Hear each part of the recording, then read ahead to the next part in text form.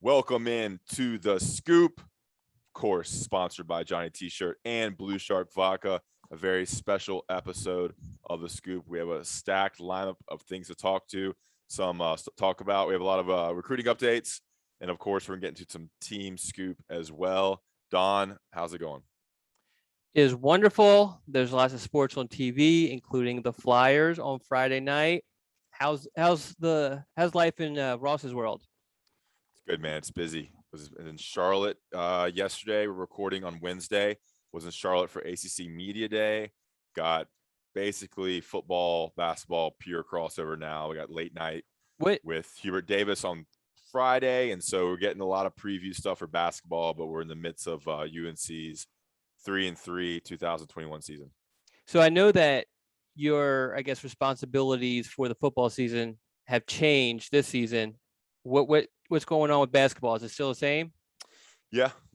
I mean, I Okay. probably won't be going to as many games because we have Gregory too, so we'll split some coverage. But expect to go to a good amount of games. And basketball's always fun to cover. Get new players a lot more often because players leave so much. A lot of player movement. But all right, Don, let's get into it. Here's what we think we're going to be talking about. Actually read both your scoops this morning. Took some time.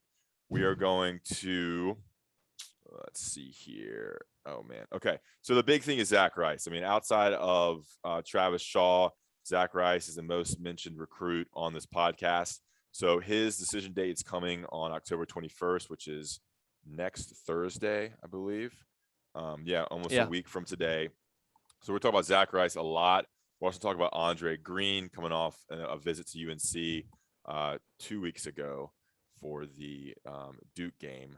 And then we're going to get into some other, 2022 recruiting developments of note. We're going to do a big section on UNC's team. The season has taken a trajectory that we did not expect. UNC's 3-3. And so as we talk more and more about this team and stuff, Don and I are going to discuss that. And then we're going to go through the top 5, which is top 5 game day traditions, rituals, things you do on game day. Sound good, Don? Sounds wonderful. Okay. And then, of course, if you have life questions for Don and I, email those to me at rossmmartin@gmail.com or DM me on Inside Carolina.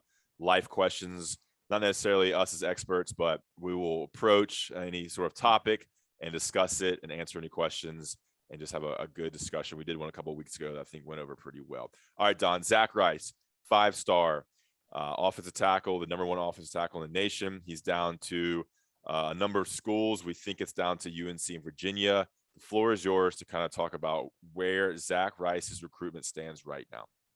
Yeah, so his official list of finalists are Alabama, Notre Dame, Ohio State, North Carolina, and Virginia.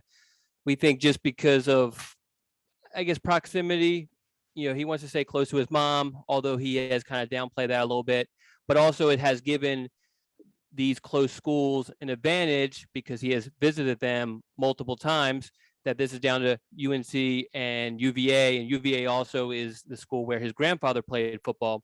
He's going to announce his collegiate decision, as you mentioned, on the 21st, which is, depending on when you're listening, it's about a week away, roughly. And North Carolina's in the thick of it, battling basically, UVA, who is this is on UVA's turf, obviously. You read the weekly scoop. We don't want to give away a whole lot from the weekly scoop because, paying subscribers pay a lot of money to read the weekly scoop. But where you, from reading that, where do you think he's leaning or are going to go? I think he's leaning towards Virginia. Okay. Why is that? Well, I mean, I read your weekly scoop and all his connections to Virginia with his family being from Virginia, his grandfather playing there, his mom pushing for Virginia, and the fact that he has a great connection with that offensive line coach at Virginia. There's just too many things to that make Virginia the choice. I've also reached out to some sources. And one source said that he is also hearing Virginia more than any other school. So that's where I think. All right. So I have 2 questions. I know I am supposedly the recruiting expert, but I have some questions for you on this. Okay. What do you make of Dionne Glover's involvement in the actual announcement and how it might, I guess, Well, affect what's his UNC's involvement? chances. What's his involvement? And this So is Tony Grimes' dad, Dionne Glover, a yes, and coach in the area and a 3-time Scoop podcast guest. I think he has been 3 times. Mm-hmm. So yeah, so as I mentioned in the scoop, he is going to be he is helping, and I don't know to what degree. I think at least from the standpoint of kind of setting Zach up with different the companies that stream it, which is CBS, HQ, Mm-hmm. and They I also think there's streamed Grimes's. yes, they stream Grimes, and that's where this kind of comes from is from when CBS HQ streamed Grimes, and then also Glover served in the same sort of capacity for George Pettaway's announcement, which obviously went North Carolina's way. Another CBS HQ, which is our parent company, so we like when they use it. So anyway, so what do you see that tipping the scales at all for North Carolina? Why don't you stop asking me and you answer the question? I just want to know what you're thinking. You tell me. You're the expert, man. I don't. I haven't read anything on Zach Rice until 15 minutes ago. So you tell me what you think. I mean, obviously, it's going to have some sort of impact. I'm curious as you are as to how much. Some of it is, is this truly a decision that's just between Zach and his mom? And that's going to be the key. And if they decide, hey, we're going to keep all outside voices out of this, and so I don't know the answer, to be honest. I got another question for you. Has anything leaked on his thing, on his recruitment? As far as I don't know, everybody I've spoken to, and Steve Wilfong is the best ever at getting these scoops on commitments beforehand, nationwide. Mm-hmm. Does an unbelievable job with it. Is he better than the Godfather of Rivals? I don't know what the Godfather at Rivals actually really does, to be honest with you. I do know who that is. I know, I don't know him. I know of him. We've been at different events together and all that sort of stuff. Anyway, that title bothers me because I feel like the true Godfather recruiting is Tom Lemming, but whatever. Okay. All right. So you ready for my next question? Yeah. All right. What if I told you, now Zach's announcing on October 21st, right? Okay. What if I told you that is the birthday of is it Garrett Tujay, the offensive line coach at UVA? Jeez. Yeah, that's another sign towards Virginia. So great birthday gift. So just for a little background, pull up this guy. We kind of saw the rumors on this, and I could not for the life of me find out when this guy's birthday was. I looked in media guides on UVA, media guides on from BYU, scoured the internet, couldn't find anything. But we have one of the best researchers out there, Michelle, who she dipped into her. Well, I'm sure for her it's nothing, but she dipped into her strengths, and she was able to pull out that October 21st is Tujay's birthday. That's wild. When it actually got confirmed that was it, because I thought maybe it was just BS or whatever. I mean, it kind of blew my mind a little bit. And what's your take? Yeah, I mean that's one more thing. That's pretty crazy. Be quite the coincidence. I mean, of all the days you could pick in October and November and December, you pick his birthday. Is there a chance he doesn't know what his birthday is? I don't know what your birthday is. That's true. We're best friends. This guy's an interesting looking guy. I mean, he looks like a football guy. He's got a power goatee. He's got a very angular he has a head. strong jaw. Yeah, massive jaw, chin, slick back hair. Interesting last name too. Do you know the background of that last name? I do not. Yeah, you got to look that up. Okay, so anything else on Zach Rice? I mean, he's been at UNC multiple. Let's kind of move this along here. He's been at UNC multiple times. He visited. Was it Duke game? No, visit for the UVA game. Virginia game. That was the last time he was on campus. He was posting tons of photos of him on UNC. He was asking for people to send him photos of him at UNC. He's been there multiple times in the summer. I mean, he's also been to Virginia a lot too, and he's been to all the big schools as well, like the big power schools, Ohio State, Notre Dame, Alabama. He's a big social media guy. Zach Rice, the #1 offensive tackle in the country, 5-star offensive tackle, is announcing next Thursday, October 21st, Any closing words, Don? I mean, we won't Yeah. have a podcast unless he commits to UNC. We won't have a podcast until the week following his commitment. Yeah. So one thing, there's like a weird sort of delay with your video and your audio, just to let you know. I don't know if that matters, but so all the other schools outside of UNC and UVA, he has not visited since June because it's harder for him to do. I've reached out to writers and others connected to those programs, and it's kind of all the same thing where those schools definitely want them, they're recruiting them, but just feel like they're too far behind. So I'll just kind of leave that. But I think this is a kid who could be a little bit unpredictable. Mm-hmm. So, Interesting. What's your final pick right now? I think you just got to wait until I put that on. No, I got to save that for the Inside Carolina subscribers on the premium message board. That's where you'll see my pick. Okay. All right, moving along. Andre Greene, he visited for the Duke game, and actually met him and his dad with Dionne Glover. But you did a big update on him and his recruitment in last week's Weekly Scoop. What can you tell us about his recruitment right now? This is Andre Greene, the 4-star wide receiver from Richmond, Virginia, and he's UNC's primary wide receiver target in the 2022 class. Yeah, so the main thing is that he's essentially down to 3 schools: North Carolina, Georgia, and Clemson. The main thing keeping Georgia involved is the fact that they're having an unbelievable season. I mean, they've got to be, I haven't checked, but they've got to be the odds-on favorite to win the national championship right now with the way they're playing, particularly their defense. But he hasn't been there, I think, since the summer. I think probably since June. He visited North Carolina, for the, I guess, what game was that? You would know since you were there. Duke game. Okay, so he visited for the Duke game, and he has an official visit scheduled with Clemson. So he took all the rest of his official visits in June, which included North Carolina and Georgia, Oregon, and they're out of it also. So that official visit is occurring on, I believe, is November 12th. Yes. And was that? Yes. Okay. And then shortly after that, he's going to set up an announcement and make his decision.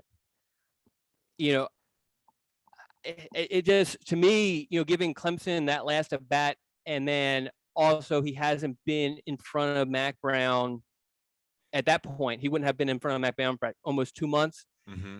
That doesn't seem good for North Carolina. And also, what is North Carolina doing on the football field? They're 3-3. Clemson's not much better. Yeah, but it's a little bit different. Yes, and that's what. And so here's the thing too, because we get into this whole do wins and losses matter? For the most part, they don't. There are exceptions, but I think in this instance, from what I've been told, is that Clemson's doing bad, but Clemson has a bunch of seasons prior to this season where they've done really well. They're an established, proven program that's exactly been to the College Football Playoff multiple years in a row. And they're replacing a lot of guys, including a quarterback, and they're pitching that to him. And, with North Carolina, Mack Brown has been pitching, okay, we're on the rise. When you're 3-3, are you still on the rise? Are you kind of heading downhill a little bit? I mean, we'll get into this a little bit more, the team scoop stuff, but I mean, it hurts North Carolina more when Clemson and North Carolina both aren't doing well. Yeah, so it seems like it's going to come down to that Clemson official visit, if that takes place on November 12th, and a decision shortly after that. Yeah, and so the key with that is that his high school plays the rest of their games, rest of the regular season games on Saturdays. That week is the first week of their playoffs. There's a chance that they could have a first-round bye or that they could play on a Friday. They won't know until maybe the week of. But I think if they go undefeated, then there's a pretty good chance that they'll get the bye and everything will be fine with that Clemson official visit. His dad is on the record as saying that if they don't take that official visit, he can't see how his son chooses Clemson. People change their mind on a lot of different things in recruiting, but obviously if that doesn't happen, that official visit doesn't happen, then that's a good sign or good for North Carolina. Yeah. You met the Greenes in person. What you guys talk about? What were they like? We didn't talk that much. We know that Mr. Greene listens to this podcast. Yeah, it was just a brief hello, hey, I'm Ross. We had the connection that he listens to the podcast, and I welcomed him to Chapel Hill and to UNC and just checked in on him. I came and sat next to Dionne Glover for about 5 minutes before I actually left the game to go record the post-game show. So it was a brief hello, hi, and then and left, make sure everything was good. Did you spot him, or did he spot you, or did Glover kind of connect each other? I spotted Andre Greene through his haircut. Because I was sitting like on that side of the field, but like way up in like a different section. And then I saw I think that's where the parents sit. So then I saw Coach Glover, and so I thought I'd go, because I don't think I'd met Coach Glover in person, honestly. You know, he seems like such a buddy because he's on podcast so much, but I don't think I'd met him in person. So I went and met him in person and then said hello to the Greens, which was great. It seems like that. Go ahead. You also met Preston from Greensboro. Yeah, maybe we get into that later. We'll tease meeting Preston in Okay. Greensboro. All right. That sounds so good. It seems like that official visit weekend is a big one for Clemson too, with their quarterback and some other big commitments. One of their two big official visit weekends for number 12. So that's huge. So all eyes on that. The decision coming shortly after for 4-star wide receiver Andre Greene. So we talked about Zach Rice, Andre Greene. There's a couple other UNC targets we may mention after we get back from this ad read. I want to talk to you now about Blue Shark Vodka. It's UNC's podcast and post-game live show sponsor, the only vodka that sponsors this podcast and the post-game live show. Guys, the post-game live show airs 5 minutes after every UNC game on Instagram, Facebook, and YouTube. So check out those channels. Blue Shark Vodka is the smoothest vodka in the world. It's they partnered with Connor Barth, the famous UNC kicker. He has an investment stake in the vodka company. They're local. They're based out of Wrightsville Beach, North Carolina. They're available in all 100 counties. So when you're supporting them, you're supporting a local company, not a corporation. You're supporting guys like Connor and the community around Wrightsville, and you're also supporting Inside Carolina. So go pick up a bottle. It comes in this nice shark bottle, Don. See that? I like it. It comes in a half gallon, of course, in a more like standard fifth. Very smooth, made with sweet North Carolina corn, and it's been mellowed for 28 days. When are they going to send me some? We'll have to get you some. A lot of people requested bottles from me, but you can go out and get some. It's very accessible price point, and it's available in all 100 counties. You should be able to go out and get it. There's an AB store right around the corner. There you go. Go pick it up. I like it with little seltzer water, a little fruit juice, a little lime wedge. Easy, simple, refreshing Blue Shark Vodka. I want to thank them for sponsoring this podcast and sponsoring Inside Carolina Postgame Live with myself and Sean Drome. Also, want to talk to you quickly about Johnny T-Shirt and JohnnyT-shirt.com. They're our apparel sponsor for Inside Carolina. They have late night shirts on there. They have basketball shirts, football jerseys. They have a UNC tie. They have sweatshirts, hats, anything you need that's related to UNC. Head to Johnny T-Shirt and JohnnyT-shirt.com on Franklin Street and online. Remember, all Inside Carolina subscribers get 10% off their order with the promo code found on the Tar Pit and the UNC basketball message boards on Inside Carolina.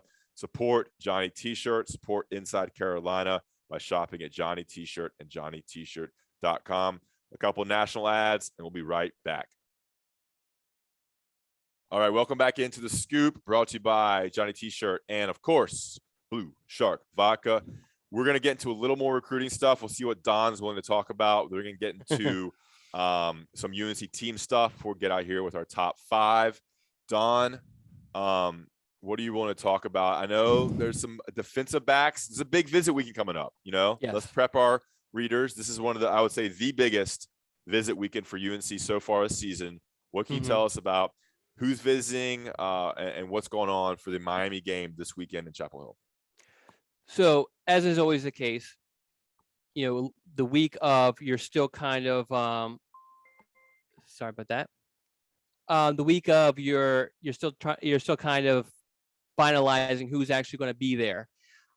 Right now, my preliminary list, I have some guys trying to get back to me and everything. A lot of top 2023 targets that are obviously high on UNC's wish list, and there could be a couple of DBs from the 2022 class that UNC has been kind of flirting with. A lot of this, though, we cover it, talk in depth about in the weekly scoop. We'll have updates once we can kind of confirm things later on in the week. What would you say if I said the Scoop podcast is just an advertisement for the Weekly Scoop?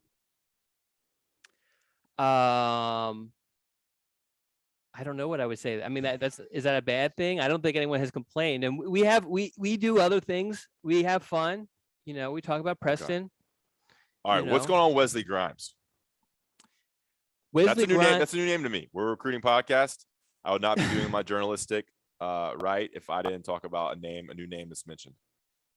Well, Wesley Grimes is a guy who is a wide receiver, who's having a really good senior season, had a really good junior season. He's committed to Wake Forest. Ugh. NC State was involved with him heavily, but he chose, even though he's visited NC State countless times, he chose Wake Forest primarily because of his thoughts on the academics of both schools.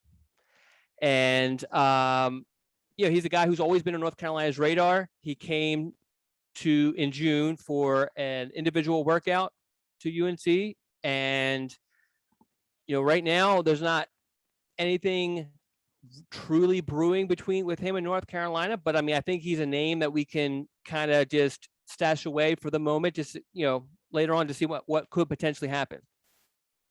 Okay. Wesley Grimes, Wake Forest commitment on UNC's radar. There's a couple other names that are visiting this weekend. I'm not saying Wesley Grimes is visiting, but there's some DBs that are visiting, some other players that are visiting. A big recruitment weekend for UNC, the Miami game with 3:30 kickoff in Chapel Hill. We'll have an official list later on in the week, like we always subscribers, have. Right? For subscribers? For subscribers. Okay. Since you mentioned it twice, let's talk about meeting Preston. Like, I don't even know if people know who he is, so I don't know. We don't even make a big deal about it. Is he related to you? No, I've never met the guy. Okay. So he comments a lot on our top 5, and he is an active listener to the podcast. He saw me, met me. He bought me a beer at the game, and he said he's no longer going to make any mom jokes in his submissions to the podcast. Was that at your request? No, he brought it up himself. Very nice guy. So the other thing, he came through for me tremendously, and I really wish I would have mentioned this in the prior podcast. But as you know, and I think I mentioned in the podcast, that's how I knew. I had to make that long trek from our office to the Keenan Football Center for work purposes. He reached out to me and said, "Hey, I have an extra parking pass." So pretty clutch on his part. Yeah, yep. It was great meeting Preston. He's a valued listener, and I appreciate the beer. And nice to meet Preston. All right, let's talk about the UNC team, guys. It's the dark days right now. UNC's 3-3 after falling to Florida State, 35-25. That comes a week after, or I guess 2 weeks after, depending on how you approach it. A loss to Georgia Tech on the road, and then before that, a loss to Virginia Tech. So UNC's gone 1 win, 1 loss, 2 wins, one loss, 1 win, 1 loss. They now have Miami, a big game before the bye week in Notre Dame. Don, you've watched them play. What do you think of this team right now? I don't know what to make of the defense as far as like what's going on. Why is it not? I mean, besides missed tackles and all that sort of stuff, I don't know what to make of the defense. The offense, I think, looking at it now, it makes sense. You don't have the running game, you don't have the deep threats, and as a result, I feel like Sam Howell doesn't trust anyone except for Josh Downs, and the Sam I see on Saturdays is the same Sam I saw in high school, where he constantly felt like he had to put his team on his shoulders. In high school, he had Gavin Blackwell, who could bail him out, who was the only one he really trusted. But he did a lot of running. He did a lot of kind of willing his team down the field. Mm-hmm. And I see him doing that now for North Carolina, and it's not producing, I guess, the wins that we thought. What's going on with the defense? Yeah, I was going to chime in there. I don't know. I was having a conversation with someone. I mean, the number of people I talked to about UNC football is a lot, but I'm just wondering, like, why is it not better? Because just on paper, you'd think it had to get better because all you lost was Chaz Surratt, and Chaz Surratt's great. But everyone else is a year older, a year improved. You got Miles Murphy kind of breaking out. You would expect the guys like Desmond Evans and Kamen Rucker are better. You have deeper defensive line. You think Tony Grimes and Colin Michael better. Everyone should be a year better. And I just think there's a lot of communication issues and tackling issues. And maybe some schematic stuff that is plaguing the defense. It's really confusing because they played really well against Duke. Obviously, Florida State a lot better than Duke, it seems now, and they always struggle with running quarterbacks, and they've never had an answer for that. And I think there's definitely some things you need to do to fix that because it still becomes an issue. Jay Bateman didn't seem as concerned as maybe some fans are. He says more of a, there's tackling. When you miss a tackle, it really hurts and makes what could have been maybe a 5-yard gain into a 15, 20-yard gain. So that's how explosive plays happen when you miss a tackle and the leverage isn't there, and then they're off to the races. So I hope the leadership wins out with Gimmel and some of the linebackers to get the tackling together. But it's confusing. You just can't have.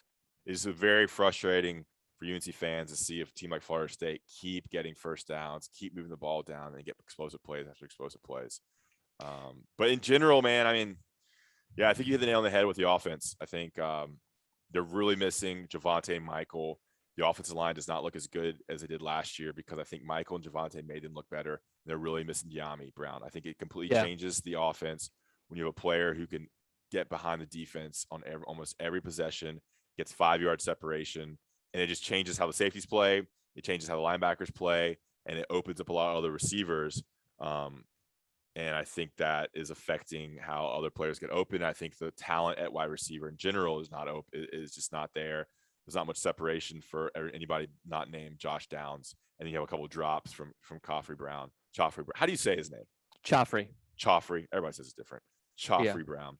And so, yeah, it's frustrating. I think if they would have beat Florida State, they could have got things going. But that was a very bad loss, just as bad as Georgia Tech.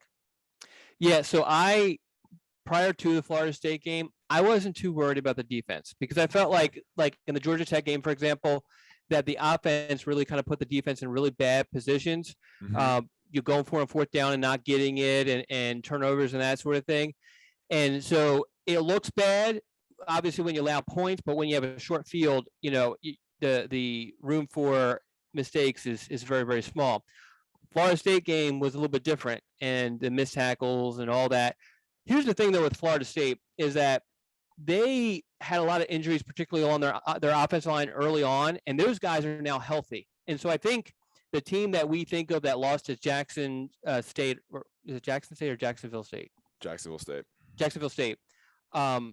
Is a different team than it is now. Also, they've figured out their quarterback situation, obviously. And I think they're better than 17.5 dogs.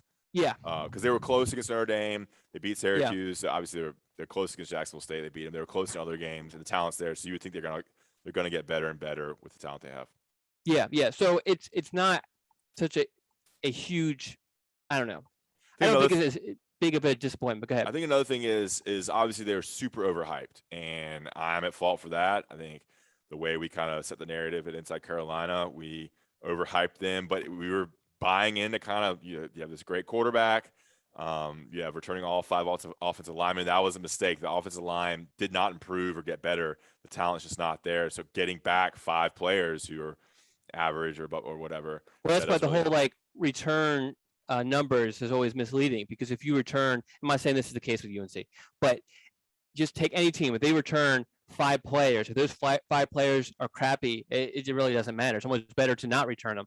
Yeah. I wanted to ask you about Mack, because you kind of sort of alluded to it. Mack Brown's comments about after the game, kind of sort of almost blaming the media. Yeah, that was just a joke. I didn't read too much. Do you think he seemed pretty serious about it? No, he smiled at the end. It wasn't. A lot of people took that out of context. I don't think it was the right time to make a joke, and everything sounds worse when you're losing. Yeah. So you just can't. It's not the time and place to make those jokes. I wasn't on the post game show. I wasn't on the post game press conference because I'm doing the live show with Sean. Mm-hmm. But it's just, you can't make those kind of jokes. You can't be lighthearted. He's just, anything you say when you're losing doesn't sound good. It all sounds great when you're winning. When you're losing, you just can't joke around as much and get away with saying things like that. Yeah. But yeah, he was just saying we weren't supposed to be ranked that high. But I mean, I feel like Mack fuels the hype too. Yeah. Oh, he definitely all did. Season he talks about how great they are, and and also I think in preseason, kind of inside the media here, in the preseason, off season, all you hear is positives. No one's talking no one's saying bad things about the team unless you get a source off the record who's within the program to tell you something that he's concerned about, which, it's hard to get that kind of access. But when you talk to the coaches and the players on record on these Zoom press conferences, there's going to be positive, and they're going to compliment each other, compliment the players, compliment the coaching staff. So this optimism is bloomed up, and you don't have anything, who knows, against themselves. They all look good, and so that's where the hype comes from. It was foolish. We were fooled. We're bamboozled to think they were going to go 10-2, 11-1. I think another issue I think I was going to say earlier is that the team's still young, and I think a lot of these stars are good and they're high recruits, but they're still sophomores or redshirt sophomores, and they aren't, or freshmen or redshirt freshmen, and they're not where they need to be to contribute at a high level. They're still going against redshirt seniors and seniors and 6-year seniors. So guys like Grimes and Ken Rucker, Miles Murphy, Desmond Evans, Awesome Richards, some of these running backs, wide receivers, they're still young, and there's still room for improvement. Sometimes you need that third year, fourth year to really get all the potential out of yourself. So I think it's turning in the right direction, but the season it's in a dark place right now. And I mean, now it's like bowl game or bust. Like they need 3 wins, and the season gets dramatically harder with Miami, which I think they can win. I don't even know the spread on that game. You know the spread on the Miami game? It's like 7. UNC's favored? Yeah. UNC's been favored every game this season. And then it's Notre Dame. They'll be dogged that. It's Wake Forest. I imagine that'll be a pretty close spread, but I think Wake Forest will be. Well, it depends if Wake Forest continues to win, because I mean they're undefeated. Yeah, I think Wake Forest will be favored, but I think it'll be a under 5-point spread. And then they have Pittsburgh, which is really good. Yeah. They have State, who's playing well, and I think Wofford. I think that is it. 6 games. Yeah. Yeah. So you mentioned the young players. I agree with that. Obviously, next year they're going to be a year older, but you potentially lose. And I mean, Mack seems Sam, and that's huge. So even with these older guys, I mean, how do you kind of feel? Not to kind of put you on Mack Brown's dark side now, but how do you feel about next year if Sam leaves, even though a lot of these guys are older? You gotta move your mic back, Don. It's still a little loud. A little bit. I thought you said it was too low. Wait, it was. Keep going. All right, how's it now? Nothing. Keep going. Up. How's it now? That's good. Okay. All right. Sorry, guys. We'll see if John cuts that or not. Yeah, you lose Sam. Hey, could Sam come back? Probably not. But you lose Sam. You could lose Jordan Tucker, Brian Anderson, Marcus McKeithen, Ty Chandler. You lose some stuff on defense. I feel like a lot of these guys are replaceable, except for, well, not that Sam's not replaceable, but you're replacing. It's the biggest position. It's the most important position. Yeah. Really, if you think about it, having an unbelievable player at that position is why Clemson did what they did the last 10 years or whatever. So all these other positions, so I mean, Drake May, Cresswell, regardless of who it is, they're going to be very, very inexperienced. Yeah. No, this was the year to make it happen, and it's kind of wasted that you have one of the best quarterbacks you ever had in Sam Howell, and he's not having a great season. Much of that's not his fault, but and the UNC's not having a great season because of it. So it's unfortunate, and quarterback's the most important position, like you said, and they're losing one of the best next year, so they'll replace it with a guy who hasn't played much at all. So Drake May or Jacoby Criswell. All right. We're good there. Anything else? We are good. Ready to I know this is, I'd be interested to see what kind of coaching changes happen in the offseason. That's always a concern. And whether that's a good or bad thing, it's inevitable. And Mack has, I think, only fired one person so far. Yeah, it was Boone, right? Scott Boone, yeah. So are you feeling there's going to be some heads rolling? Let's see how the season goes. If they can turn around and maybe win 4 out of the next 6 and go 7-5, we'll see. I don't know. I don't want to talk about anybody's job. Yeah. I don't want to see anybody get fired. No, of course not. No, I'm with you. Fans sure do. Okay, and let's get into the top 5, right? Are we good? We talked about Preston from Greensboro. We talked about Zach Rice, Andre Greene, and the UNC team. Our top 5 as we head into the second half of the season, a couple more home games for the Tar Heels. The top 5 traditions, things you do before the game, rituals. I think it's pretty cool to look inside people's lives as they get ready for things that mean a lot to people. These games are really important to a lot of people. And as I've been more of a part of the game day Tradition is cool to kind of tailgate a little bit more and see more people out. So let's get right into it. We'll start. I'll read the first one. You just want to go through them? How do we get done? Yeah, we only got 2. Oh, really? Okay, I'm looking at some other ones here. All right. Well, Oh, those are old. Yeah. okay. Don't worry about this. I will start with no. You start. Were you with Preston? All right. Preston from Greensboro, who should be well known by now if you listen to this entire podcast. Is he our most famous listener? I don't know. Dale is a regular. So Dale from Waxhaw, the guy from Korea. Guy from Korea, and then we also have Noah from Korea. Noah from Korea, and then I forget his name, but he works in the medical field at UNC, and gave us some interesting insight. Can't be early on. Messing people's names. And what about Ding Dong? Ding Dong, where has he been? I think he commented on Instagram recently. Really? All right, go ahead. He's kind of all right. So Preston from Greensboro. Number 5, a new tradition of drinking Blue Shark vodka on game day. Boom. Number 4, visiting Blue Horn Lounge for home games. Number 3, always wear my lucky UNC t-shirt. Do you think he washes it? I can sign that for you, Preston. Number 2, smack talk about the Sunday NFL games with my idiot Eagle and Giant friends. Go Cowboys. Yeah. Preston being a Cowboys fan is the least surprising thing after meeting him.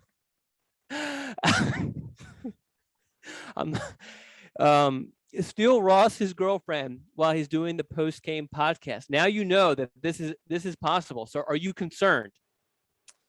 No comment on that topic. All right. Dale from Waxhaw, a regular submitter. 1, pick my outfit. If UNC won the previous week, then wearing the same clothes after being washed. If they lost, a new outfit. 3, set to DVR to record the game. Very basic. Even if I'm watching live or on TV, I always record in case I want to watch again. I also do that. 3, food. Again, same as the outfit. If they win, it's the same thing. If they lose, the food is out. Had Bojangles for the Virginia game, and now no Bojangles on game days. If I'm at the game, kids and I have the pregame meal at the trolley stop. And that's his only. He only has 3 traditions. Everything else is game day decision based on the flow and feeling. All right, Don, take us through your game day rituals. All right, so I'm going to go with a day that I don't have to do any game day obligations for Inside Carolina. No, that's your only game day. Okay. All right. Fine. Walk us through your day. Walk us through your day. All right. I'm gonna take it like that. I'm not actually going because I don't always go. Anyway. All right. Wake up in the morning, and I am checking the box scores and all the stats from the high school games, particularly of UNC recruits. And for those who know, I put together a little score sheet or whatever on Sundays, but I start that process and get the majority of it done on Saturday mornings. Then I'm trying to figure out what the menu is going to look like. And not for me, especially if I'm not traveling that day, I'm worried about lunch and dinner, and because I'm going to be in the man tower all day long. And then number 3, I'm going and looking at the games and trying to see what games are going on what TVs, particularly what's the main game. Obviously, this is all flexible and subject to change throughout the day, but I'm trying to see what marquee games on or what time, so I can make sure I have some sort of game plan with the 3 TVs, soon to be 4 TVs in the man tower. Then, based off of the menu, I decide whether I have to do some sort of food run, pick anything up, or I might have to do some chores or whatever to make sure nobody bothers me. And then the last thing is I just get comfortable.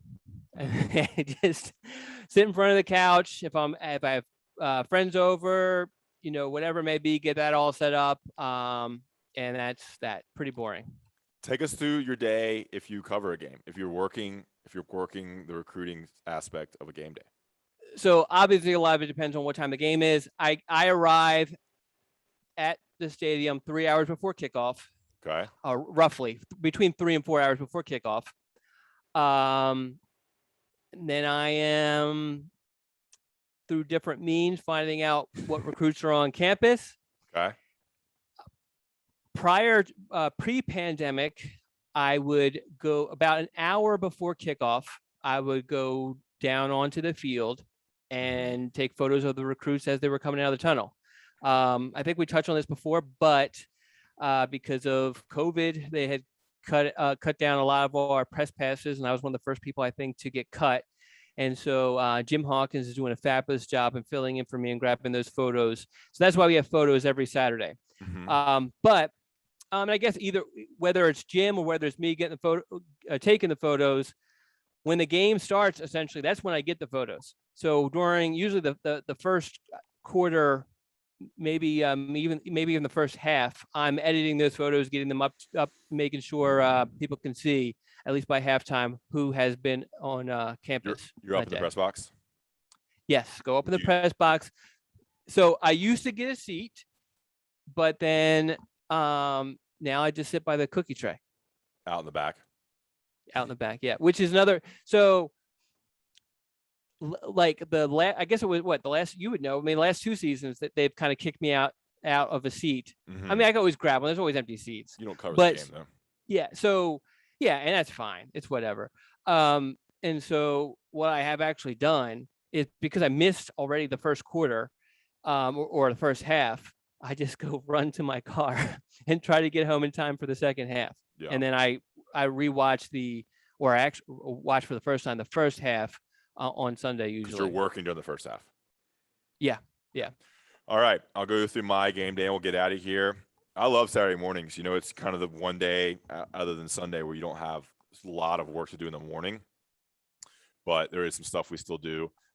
Usually Saturdays I wake up pretty early and do a big run or a workout. Usually a big run. We do our long runs on Saturday morning. So a 5:30, 6:30 run. Did 8 miles on last Saturday in the rain, full pouring rain, just chomping through puddles. Then I'll get back, get a coffee, a little. How long does that take you? Did 8 miles. I was a pretty slow runner.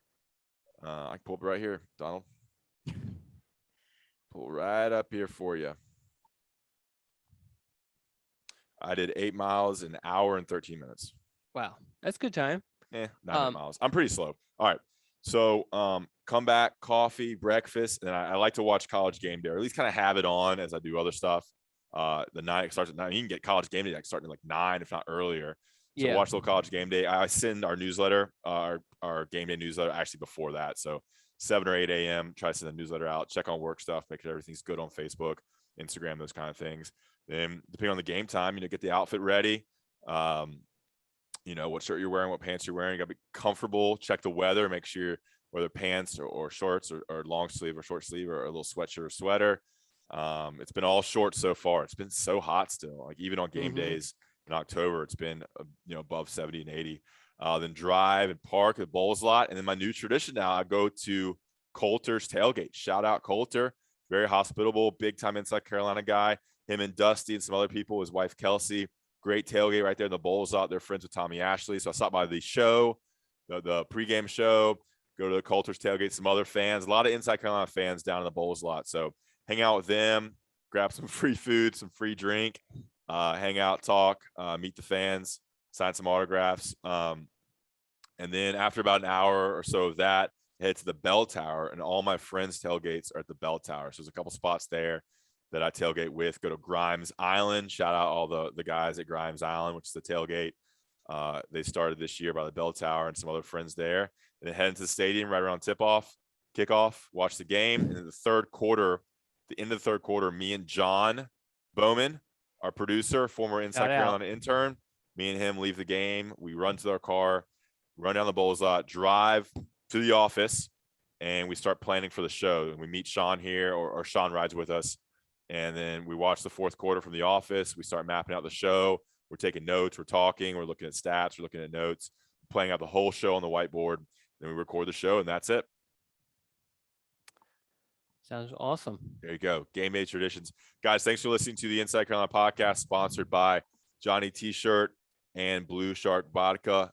Remember, if you're missing some of these scoops, make sure to subscribe to Inside Carolina to get Don's weekly scoops. Remember to subscribe to our YouTube page and rate and review Inside Carolina podcast.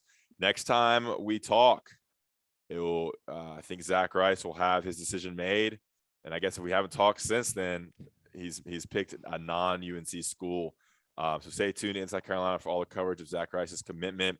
We will talk to you next time.